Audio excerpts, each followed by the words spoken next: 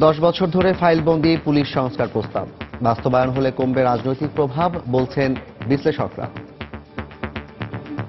সেই দুষ্টচক্র ভাঙতে হলে শুধুমাত্র পুলিশের তরফ থেকে না, বেশি দরকার হচ্ছে পলিসি মেকার এবং যারা এখানে ক্ষমতায় থাকছেন, যারা রাষ্ট্রের নীতিগুলো নির্ধারণ করছেন, তাদের বোঝা যাতে করে জনগণকে সেবা দেওয়া যায়। পুলিশের যে সরঞ্জামাদের অভাব রয়েছে, টেকনোলজিক্যাল ক্যাপাসিটির অভাব রয়েছে, এইগুলোকে বৃদ্ধি করতে হবে।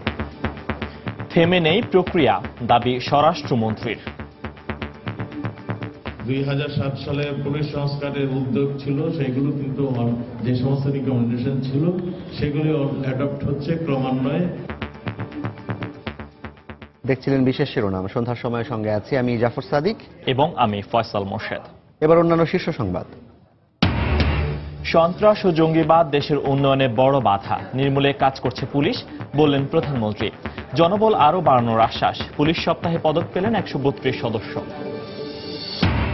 রেললাইনের স্লিপারে লোহার পাতের পরিবর্তে বাঁশ ব্যবহার বিজ্ঞানসম্মত নয় বলছেন বিশেষজ্ঞরা। সম্পূর্ণ যৌক্তিক দাবি রেলমন্ত্রীর। এটা কোনোভাবে অযৌক্তিক না, সম্পূর্ণভাবেই যৌক্তিক, শতভাগ যৌক্তিক। রাষ্ট্রীয় অনেক প্রতিষ্ঠানের কাছে দায়দানা রেখে লাভের হিসাব কষছে বিমান। যথার্থতা নিয়ে প্রশ্ন বিশেষজ্ঞদের। পরিচালনা যুগোপযোগী করার আশ্বাস মন্ত্রীর।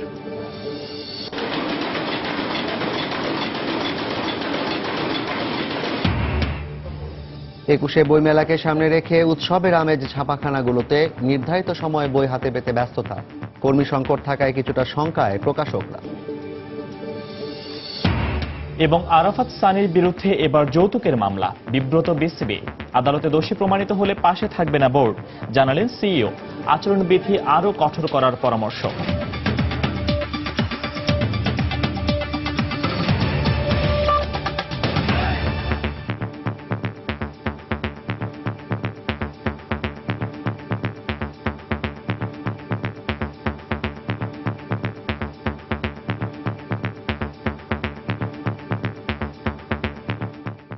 পুলিশ বাহিনীকে গণতান্ত্রিক মূল্যবোধের সঙ্গে একাত্মতা পোষণ করে আরো জনবান্ধব হয়ে কাজ করার আহ্বান জানিয়েছেন প্রধানমন্ত্রী শেখ হাসিনা।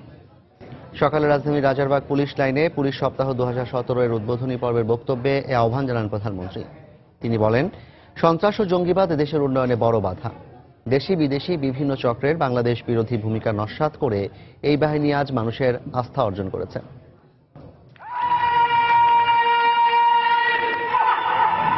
দেশের অভ্যন্তরীণ নিরাপত্তা নিশ্চিত করার পাশাপাশি আইন শৃঙ্খলা ও মানুষের জানমাল রক্ষায় অতন্দ্র প্রহরী হিসেবে কাজ করা শতাব্দীর ঐতিহ্যবাহী বাহিনী বাংলাদেশ পুলিশ। 71-এর 25শে মার্চ পাকিস্তানি হানাদার বাহিনী যখন বাঙালির উপর ঝাঁপিয়ে পড়েছিল, ঠিক সে সময়েই রাজারবাগে প্রথম প্রতিরোধ গড়ে তুলেছিল এই বাহিনী।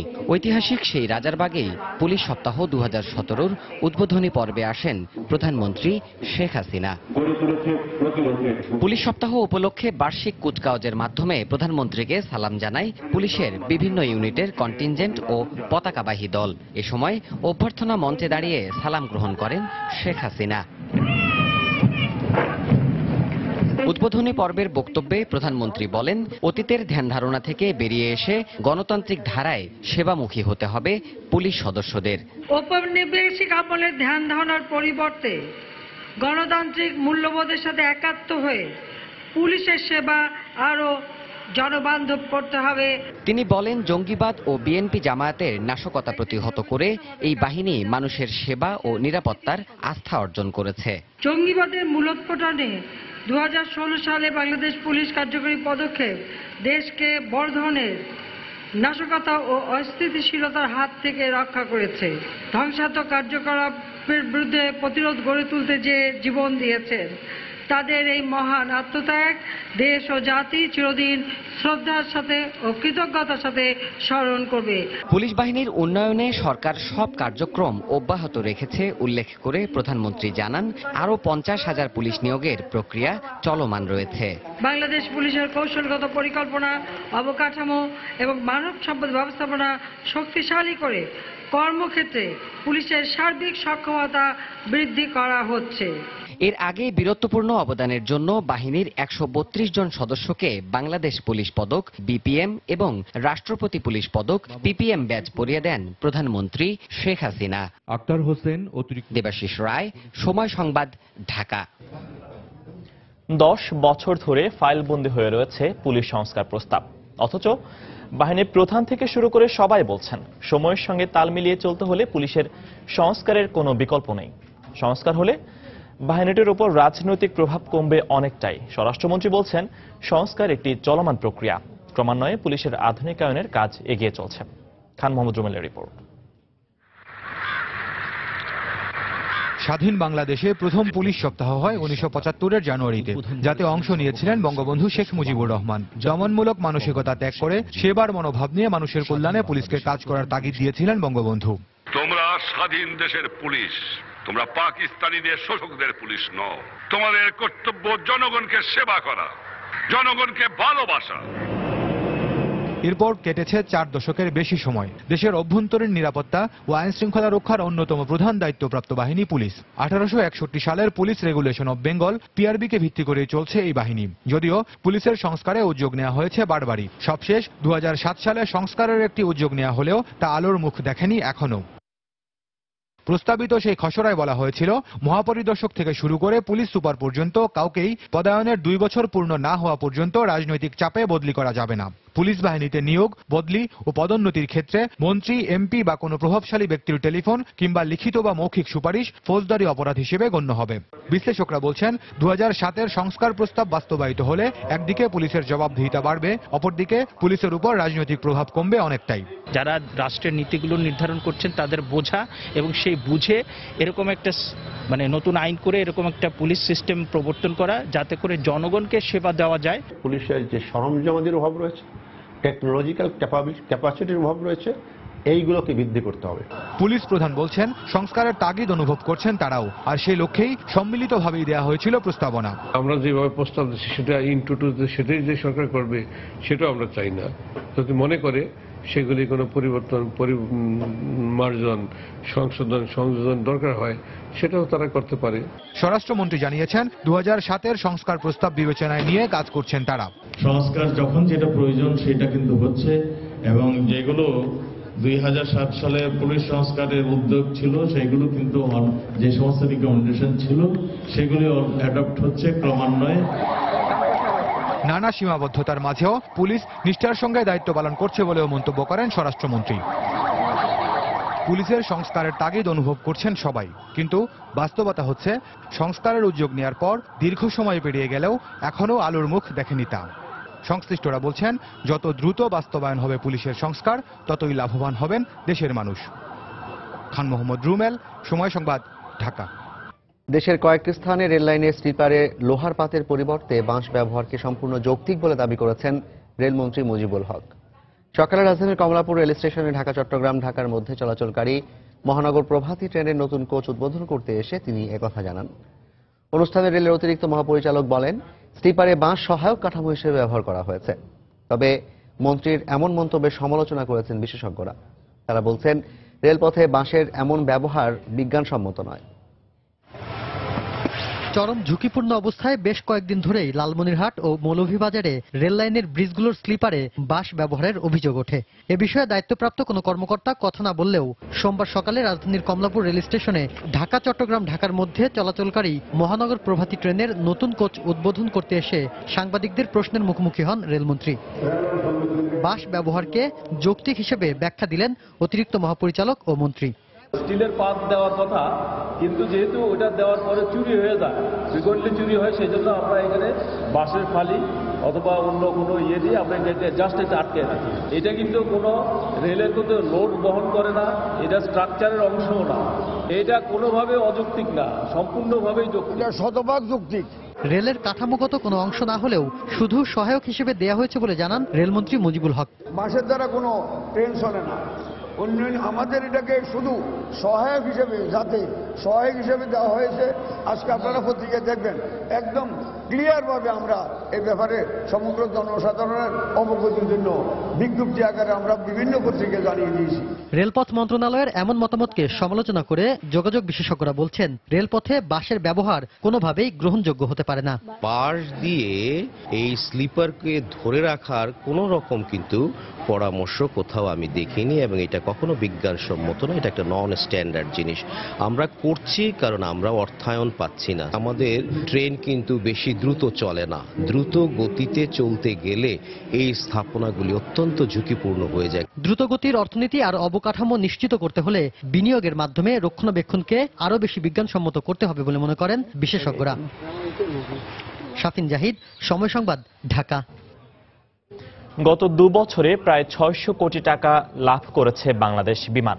সংস্থাটি এমন দাবি করলেও বিশেষজ্ঞরা বলছেন এর সুফল এখনই ভোগ করতে পারবে না তারা, কারণ রাষ্ট্রীয় অনেক প্রতিষ্ঠানের কাছে দায়দানা রয়েছে বিমানের, যার হিসেব না করেই লাভের অঙ্ক কষছে বাংলাদেশ বিমান। এই অবস্থায় বিমানকে আরও যুগোপযোগী করতে আধুনিকায়ন সহ প্রয়োজনীয় সব ব্যবস্থা নেওয়া হচ্ছে বলে জানিয়েছেন বিমানমন্ত্রী তারেকুজ্জামান শিমুলের রিপোর্ট। কর্পোরেশন আমলের একের পর এক লোকসানের মুখে ব্যবস্থাপনায় পরিবর্তনের বৈধতা দিয়ে 2007 সালে বাংলাদেশ বিমানকে সরকারি মালিকানাধীন কোম্পানি হিসেবে ঘোষণা করে সরকার। এরপর প্রথম 2 বছর লাভ করলেও শ্রমিক অসন্তোষ সহ নানা সমস্যায় 2009-10 অর্থ বছর থেকে আবারও লোকসান দিতে থাকে প্রতিষ্ঠানটি। বিমান কর্মকর্তারা বলছেন একটানা 5 বছর লোকসান গোনার পর আশার আলো দেখতে শুরু করেছেন তারা। তাদের হিসাব অনুযায়ী সব খরচ খরচা বাদ দিয়ে 2014-15 অর্থ বছরে বিমান নেট মুনাফা করেছে প্রায় 324 কোটি টাকা। পরের বছর কিছুটা কমলেও বজায় রয়েছে লাভের ধারাবাহিকতা। চলতি অর্থ বছরেও লাভের এই ধারা বজায় থাকবে বলে জানিয়েছেন বিমানের কর্মকর্তারা। বিগত 2 বছর ধরে বিমান ধারাবাহিকভাবে মুনাফা করছে। যাত্রী পরিবহনের সংখ্যাও আমাদের বেড়েছে। পরিচালনা পর্ষদ তাদের সঠিক দিক নির্দেশনা এবং ব্যবস্থাপনার কাজ করে যাচ্ছেন, এবং আমরা আশা করছি চলতি অর্থ বছর 2016 এবং 17 অর্থ বছরে এই মুনাফার ধারা অব্যাহত থাকবে। রাষ্ট্রীয় পতাকাবাহী এই প্রতিষ্ঠানটি ভবিষ্যতে আর কখনোই যেন মুখ থুবড়ে না পড়ে, সেজন্য এর আধুনিকায়ন সহ বিমানের সার্বিক ব্যবস্থাপনায় নানা পরিবর্তন আনা হচ্ছে বলে জানিয়েছেন বিমানমন্ত্রী। একটা আশাব্যঞ্জক অবস্থা তৈরি হয়েছে, আর বিমানের এই লাভের ধারাটা রাখার জন্য আরো কিছু অ্যাকাউন্ট যোগ করে ফ্লিট থেকে বাড়ানোর ব্যবস্থা আমরা করবো। তাদের যে রেভিনিউ সিস্টেম যেটা রয়েছে সেটাকে মডার্নাইজ করা হয়েছে, ডিজিটালাইজ করা হয়েছে। বাৎসরিক হিসেবে লাভজনক দাবি করা হলেও রাষ্ট্রীয় অনেক প্রতিষ্ঠানের কাছে বিশাল দায়দানা রয়েছে বিমানের। তাই লাভের হিসাবের যথার্থতা নিয়ে প্রশ্ন তুলেছেন বিশেষজ্ঞরা। একটা এয়ারলাইনের অপারেটিং কস্টের 30-35% কস্টই হচ্ছে ফুয়েল কনজাম্পশন এবং অন্যান্য সিভিল এভিয়েশন আর আদার চার্জেস মিলে আরও কিন্তু অলমোস্ট কিন্তু 50% সেটা বাদ দিয়ে যদি লাভ হিসাব করা যায় তাহলে কিন্তু জিনিসটা ঠিক হবে না। বিমান যদি এই জিনিসটা ক্লিয়ার করে বলতো যে না আমরা সবকিছু আমাদের দেনা পাওনা যা আছে মিটিয়েই আমাদের এই লাভটা হচ্ছে, তাহলে আমরা সবাই তার বিমানকে সাধুবাদ জানাবো। গত কয়েক বছরে ছোট বড় মিলিয়ে বিমানের বহরে 6টি নতুন বিমান যুক্ত হয়েছে, যার সবগুলোই কেনা হয়েছে ঋণ চুক্তির ভিত্তিতে। তারেকুজ্জামান শিমুল, সময় সংবাদ, ঢাকা। সন্ধ্যার সময় আরো থাকছে পুলিশি হয়রানি বন্ধ সহ 12 দফা দাবিতে দক্ষিণ পশ্চিমাঞ্চলের 21 জেলায় চলছে অনির্দিষ্টকালের পণ্যবাহী পরিবহন ধর্মঘট। লোকসানের আশঙ্কা ব্যবসায়ীদের।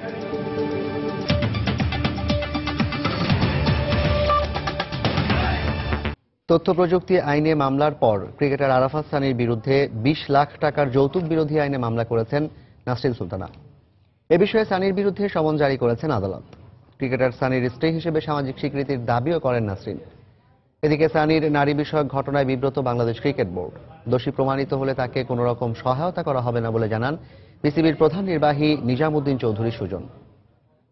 মামলা করার পরে আমাদের ওরা যে কাবিননামাকে চ্যালেঞ্জ করেছিল, সেই কারণে আমরা আজকে কাবিননামা শো করে বিজ্ঞ আদালতে একটি যৌতুক বিরোধী আইনে 4 ধারা একটা মামলা দায়ের করেছি, যেখানে বলা হচ্ছে যে তাকে বারবার করে তাকে প্রেশার ক্রিয়েট করা হচ্ছিল যে 20 লক্ষ টাকা দিলে হয়তো তার মাকে কনভেস্ট করে তাকে ঘরে তুলতে পারবে। এজন্য বিজ্ঞ আদালতে যৌতুক বিরোধী আইনে 4 ধারা মামলা দায়ের করা হয়েছে এবং বিজ্ঞ আদালত সন্তুষ্ট হয়ে আসামির বিরুদ্ধে সমনও জারি করেছেন। আমি স্টিল এখনো ওর বিবাহিতা স্ত্রী, আমি এটার স্বীকৃতিটা চাই এবং আমার সাথে যা হয়েছে এটা যাতে অন্য কারোর সাথে না হয়, মানুষ যাতে আমারটা দেখে শিখে ক্রিকেট বোর্ড কোনো পুলিশিং অথরিটি বা ইন্টেলিজেন্স কোনো এজেন্সি বা কিছু না যে এভাবে মনিটর করা সম্ভব। তারপর আমাদের যতটুকু এডুকেশন প্রোগ্রাম এবং বিভিন্ন আমাদের তাদের সাথে ইন্টারাকশনের মাধ্যমে তাদেরকে বোঝানো হয়েছে এবং বলা হয়েছে, আই এম শিওর বিষয়গুলো আস্তে আস্তে ইমপ্রুভ করবে। দেখুন, কেউ যদি কনভিক্টেড হয়ে থাকে বা আদালতের দৃষ্টিতে সেখানে বোর্ডকে পাশে না পাওয়ার সম্ভাবনাই বেশি। ক্রিকেটার আরাফাত সানির নারী কেলেঙ্কারির ঘটনায় তোলপাড় ক্রিকেট পাড়া। রুবেল, শাহাদাত, সাব্বির ও আলামিনের পর সানিকে নিয়ে এমন বিতর্ক অপ্রস্তুত করেছে ক্রিকেট বোদ্ধাদেরও। ভবিষ্যতে ক্রিকেটারদের ঘিরে এ ধরনের বিতর্ক এড়াতে বিসিবির আচরণ বিধিতে আরো কঠোর হওয়া উচিত বলে মনে করেন তারা। বিস্তারিত মাকসুম আলম খানের রিপোর্ট। তুমুল জনপ্রিয়তা স্রোতে নিজেদের ক্যারিয়ারে কালির দাগ ফেলছেন বাংলাদেশ জাতীয় দলের ক্রিকেটাররা। নারী নির্যাতন মামলায় রুবেলের কারাদণ্ড, শাহাদাতের গৃহকর্মী নির্যাতনের ঘটনা, বিপিএলের সাব্বির ও আলামিনের নারী কেলেঙ্কারিতে জরিমানা, আর সবশেষ তথ্য প্রযুক্তি ও যৌতুক বিরোধী আইনে আরাফাত সানির রিমান্ড। এমন সব ঘটনায় প্রশ্নবিদ্ধ হচ্ছে তাদের ব্যক্তিত্ব। নৈতিকতা বহির্ভূত কার্যক্রমে আদালতের চৌকাঠ মারাচ্ছেন ক্রিকেটাররা। এতে করে বিশ্ব ক্রিকেটে ভাবমূর্তি ক্ষুণ্ণ হচ্ছে বাংলাদেশ ক্রিকেট বোর্ড বিসিবির। এমন না যে তারা আন্ডার 16, আন্ডার 20 অবুঝ ছেলে, তারা বুঝতে পারছে না, তারা ভালোভাবে বোঝে।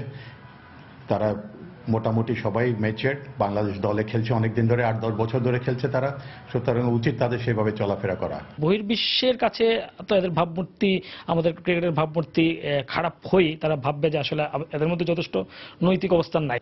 দেশের ক্রিকেটে যেন সংক্রমিত হচ্ছে বিতর্কিত বিষয়। সামাজিক দৃষ্টিকোণ থেকেও যেটির আছে নেতিবাচক প্রভাব। বিসিবির আচরণ বিধিতে তাই আরো কঠোর হবার তাগিদ বিশ্লেষকদের। ফ্যানদের সাথে প্লেয়ারদের যে একটা সম্পর্ক, এটাকে আমার মনে হয় যে চেক অ্যান্ড ব্যালেন্সে থাকা উচিত। আর ভবিষ্যতে আমার মনে হয় যে আমাদের তাদের জন্য আলাদাভাবে আবার একটা কোড অফ কন্ডাক্ট আমাদের হয়তো তৈরি করতে হবে। তারকা হোক আর যেই হোক, তাকে আসলে স্বাভাবিক আইনে স্বাভাবিক প্রক্রিয়ার মধ্যে আনা উচিত এবং সেই ক্ষেত্রে তার যে রেগুলেটিং অথরিটি, মানে এখানে ক্রিকেট বোর্ড, সেই ক্রিকেট বোর্ড আসলে সেই ক্ষেত্রে সাহায্য করা উচিত যাতে আইন তার মতো করে চলে। একটু একটু করে এগোচ্ছে বাংলাদেশের ক্রিকেট। মাঠের খেলায় উন্নতির সঙ্গে বাড়ছে ক্রিকেটারদের কদর আর তারকা খ্যাতি। বলা হয় বড় হওয়ার সঙ্গে সঙ্গে বাড়ে দায়িত্ব, সামাজিক দায়বদ্ধতা। আর ক্রিকেটারদের এমন মোহ ও বিশৃঙ্খল হয়ে যাওয়া থেকে প্রতিহত করতে এখনই সতর্ক না হলে ভবিষ্যতে অবস্থার আরও অবনতি হতে পারে বলে মনে করেন বিশ্লেষকরা। মাকসুম আলম খান, সময় সংবাদ, ঢাকা। নির্বাচন কমিশন গঠন ইস্যুতে বিএনপির গোপন তথ্য ফাঁসের জন্য দলটির নেতারাই যথেষ্ট বলে মন্তব্য করেছেন আওয়ামী লীগের সাধারণ সম্পাদক ওবায়দুল কাদের। সন্ধ্যায় রাজধানীর পুরান ঢাকার হোসনি দালান প্রাঙ্গণে এক স্মরণ সভায় মির্জা ফখরুলের বক্তব্যের সমালোচনা করে এমন মন্তব্য করেন তিনি।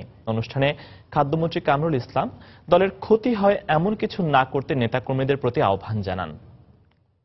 প্রধানমন্ত্রী যেভাবে আমাদেরকে দলকে সংগঠিত করার কথা বলেন, আমাদের সবাইকে যেভাবে দলের ক্ষতি হয়, দলের কোনো বদনাম হয়, এরকম কোনো কাজ করতে যেভাবে আমাদের নেতৃবৃন্দ যেভাবে আমাদেরকে বারণ করেন, আমাদেরকে যেভাবে আগামী নির্বাচনের জন্য প্রস্তুতি গ্রহণ করার জন্য যে আহ্বান তিনি জানিয়েছেন, আসুন আমরা তেমনিভাবে আজকে ইবনে আজিজের মতো নিষ্ঠাবান একজন সংগঠক হিসেবে আমরা সেভাবে নিজেদেরকে গড়ে তুলি।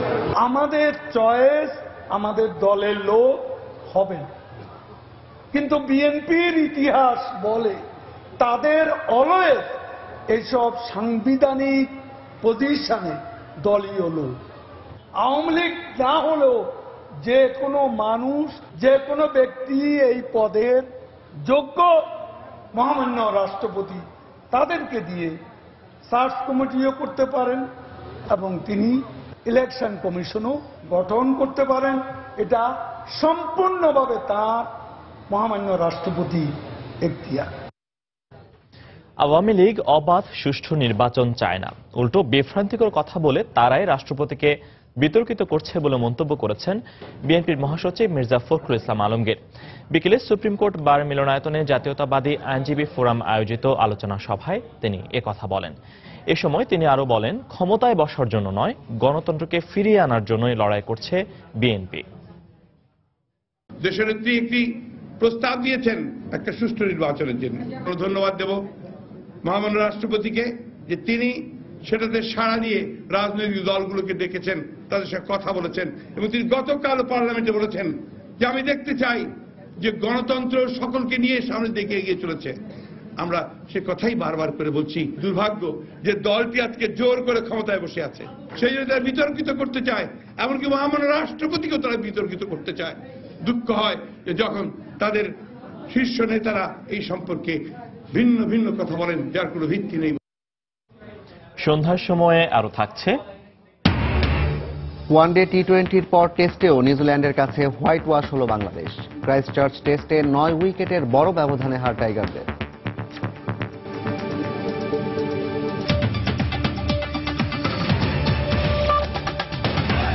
একুশে বইমেলাকে সামনে রেখে উৎসবের আমেজ এখন প্রকাশনা জগতে। দিনরাত সরগরম ছাপাখানাগুলো। নির্ধারিত সময়ে বই হাতে পেতে কাজ চলছে ব্যাপকভাবে। তবে কর্মী সংকট থাকায় কিছুটা শঙ্কায় প্রকাশকরা। এবার প্রায় 50 লাখ বই ছাপার আশা বাংলাদেশ মুদ্রণ শিল্প সমিতির। বিস্তারিত জানাচ্ছেন হাজেরা শিউলি। বাঙালির প্রাণের উৎসব অমর একুশে বইমেলা দোরগোড়ায়। মেলায় লাখ লাখ পাঠকের সমাগম হওয়ায় পুঁজি উঠিয়ে নিতে সৃজনশীল বইয়ের 70% প্রকাশ করা হয় বইমেলা উপলক্ষে। তাই দেশে বইয়ের সবচেয়ে বড় এই মেলাকে সামনে রেখে এখন উৎসবের আমেজ বাংলা একাডেমি, বাংলা বাজার, আরামবাগ সহ রাজধানীর ছোট বড় সব ছাপাখানা। আমরা প্রস্তুতি নিচ্ছি অনেকদিন আগে থেকে, এখনো চলছে। চেষ্টা করি মেলার প্রথম থেকেই সবগুলো নতুন বই মেলায় পাঠকদের সামনে উপস্থাপন করার জন্য। প্রায় 130 থেকে 40টা বই প্রকাশিত হবে, তার মধ্যে কবিতা, গল্প, উপন্যাস। সবশেষ বই মেলায় বিক্রি ভালো হওয়ায় এবার অনেক নতুন লেখকের বৈচিত্র্যময় বিষয় বই আনছে ছোট বড় সব প্রকাশনা সংস্থা। এবার আমি একসাথে অনেকগুলো নতুন লেখককে বইমেলায় নিয়ে আসছি। বইমেলা যদি ভালো হয় আমার এই উদ্যোগটা সফল হয়ে যাবে। মেলার পরিধি অনেক বাড়ছে, আশা করতেছি এই বছর আমরা প্রায় দ্বিগুণ বই করতে পারবো। মেলার সময় ঘনিয়ে আসায় রাত দিন বিরামহীনভাবে চলছে বই ছাপার কাজ। এই মৌসুমে আয় বেশি হওয়ায় খুশি ছাপাখানা ও বই বাঁধাই শ্রমিকরা। আর অল্প কিছুদিন বাকি আছে বই মেলা, তো এখন রাত দিন 24 ঘন্টা কাজ করতেছি। কাজ করতে ভালো লাগে, টাকা পয়সা পাচ্ছি। বাদাইখানায়, ছাপাখানায় অদক্ষ অশিক্ষিত লোকেরই সংখ্যা বেশি। শিক্ষিত মানুষ যখন আসে না, এটা ভালো এডিটর যখন আসে না, ভালো গ্রাফিক ডিজাইনার যখন আসে না, তখন কি হচ্ছে, বইয়ের উৎপাদন মানটা খারাপ হচ্ছে। গত বই মেলায় প্রায় 3,500 বই ছাপা হয়েছিল। বিক্রি হয়েছিল 40 কোটি টাকার বই। প্রকাশকদের প্রত্যাশা এবার এই সংখ্যা আরো বাড়বে। হাজেরা শিউলি, সময় সংবাদ, ঢাকা। ময়মনসিংহ মেডিকেল কলেজের 3 ছাত্রকে বহিষ্কারের ঘটনায় অনাকাঙ্ক্ষিত পরিস্থিতি এড়াতে অনির্দিষ্টকালের জন্য কলেজ বন্ধ ঘোষণা করেছে কর্তৃপক্ষ। এরই মধ্যে হল ছেড়েছেন শিক্ষার্থীরা। ভাইস প্রিন্সিপাল আনম ফজলুল হক পাঠান জানান, গত 19 জানুয়ারি রাতে শহরের বাগমারা মেডিকেল ছাত্রাবাসে 5ম বর্ষের শহীদুল ইসলামকে মারধর করে 2য় ও 4র্থ বর্ষের কয়েকজন ছাত্র। তদন্ত করে অভিযোগ প্রমাণিত হওয়ায় 4র্থ বর্ষের নিয়ামুল হক সিয়াম, 2য় বর্ষের অনুপম দত্ত ও আকিব মুস্তফা হিমেলকে আজ সকালে 1 বছরের জন্য বহিষ্কার করে কর্তৃপক্ষ। পরে যে কোনো ধরনের সংঘাত এড়াতে বিকেলে কলেজ অনির্দিষ্টকালের জন্য বন্ধ ঘোষণা এবং সন্ধ্যা 6টার মধ্যে হল ছাড়ার নির্দেশ দেয় কলেজ কর্তৃপক্ষ।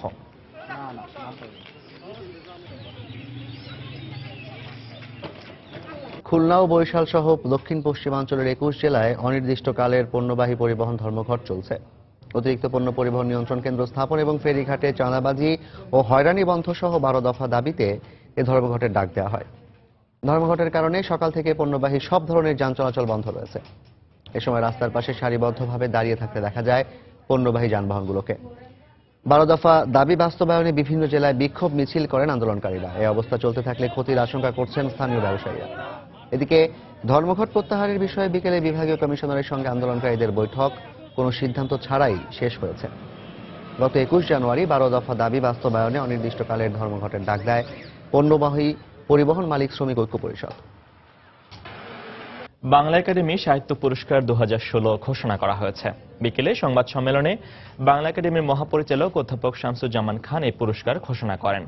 এবার কথা সাহিত্যে শাহাদুজ্জামান, প্রবন্ধ ও গবেষণায় শফিউল হাসান মোর্শেদ, কবিতায় আবু হাসান শাহরিয়ার, শিশু সাহিত্যে রাশেদ রৌফ ও মুক্তিযুদ্ধ সাহিত্যে ডক্টর AM হাসান এ পুরস্কার লাভ করেন। অনুবাদে ডক্টর নিয়াজ জামান এবং আত্মজীবনী ও স্মৃতি কথায় সাহিত্য পুরস্কার পেয়েছেন নূরজাহান বেগম। 1 ফেব্রুয়ারি প্রধানমন্ত্রী পুরস্কার তুলে দেবেন।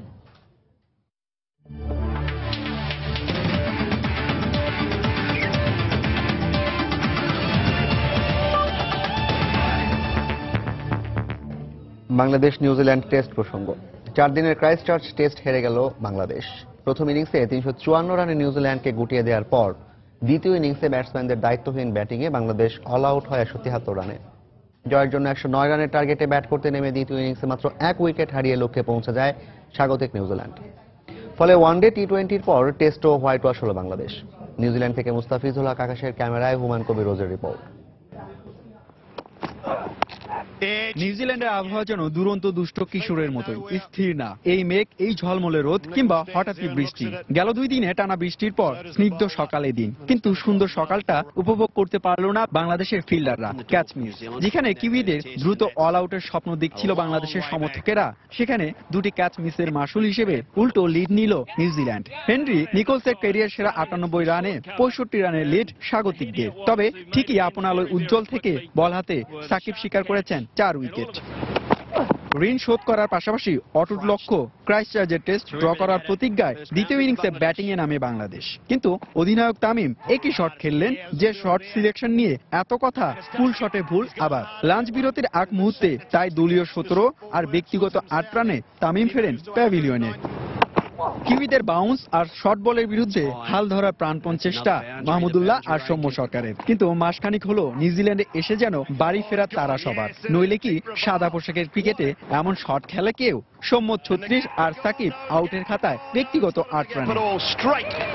দায়িত্বহীন শটে মাহমুদুল্লাহ ফিরেছেন 38 রান করে। বাকিরাই বা কি করবেন? দুর্বল বালির বাঁধের মতো ভেঙে পড়ে বাংলাদেশের ব্যাটিং লাইন আপ। তবে 115 রানে 8 উইকেট হারানোর পর তাসকিন আর রাব্বি মিলে ব্যাটসম্যানদের দেখালেন এই উইকেটে কিভাবে রান তোলা যায়। বিশেষজ্ঞ ব্যাটসম্যান না হয়েও লেট ওয়ার্ডারে তাসকিন আর রাব্বির ব্যাটিং উত্তপ্ত মরুভূমির মাঝে এক পশলা বৃষ্টির স্বস্তির মতোই। তাদের 51 রানের জুটি মান বাঁচিয়েছে। তাসকিন ক্যারিয়ার সেরা 33 আর রাব্বি অপরাজিত থাকেন 25 রানে। 173 রানে অল আউট বাংলাদেশ। 65 রান বাদ দিলে নিউজিল্যান্ডের টার্গেট 109।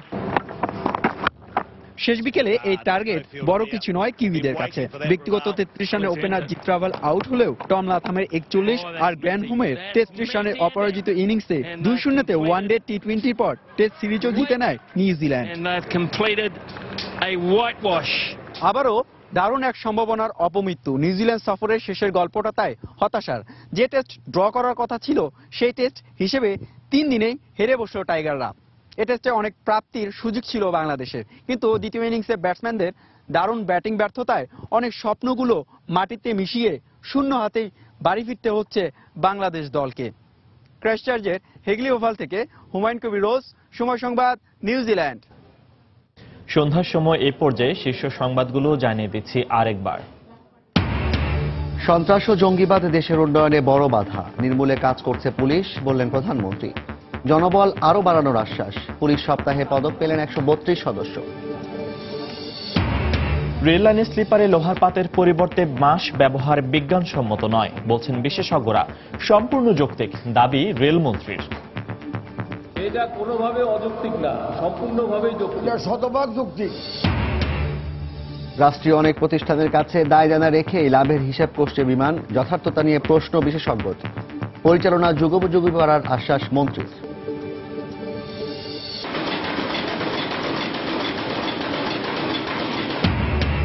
21শে বইমেলাকে সামনে রেখে উৎসবের আমেজ ছাপাখানাগুলোতে। নির্ধারিত সময়ে বই হাতে পেতে ব্যস্ততা, কর্মী সংকট থাকায় কিছুটা শঙ্কায় প্রকাশকরা। এবং আরাফাত সানির বিরুদ্ধে এবার যৌতুকের মামলা, বিব্রত বিসিবি। আদালতে দোষী প্রমাণিত হলে পাশে থাকবে না বোর্ড, জানালেন সিইও। আচরণবিধি আরও কঠোর হবার পরামর্শ। এই ছিল সন্ধ্যার সময়। যে কোনো খবর পেতে ভিজিট করুন সময়নিউজ.tv।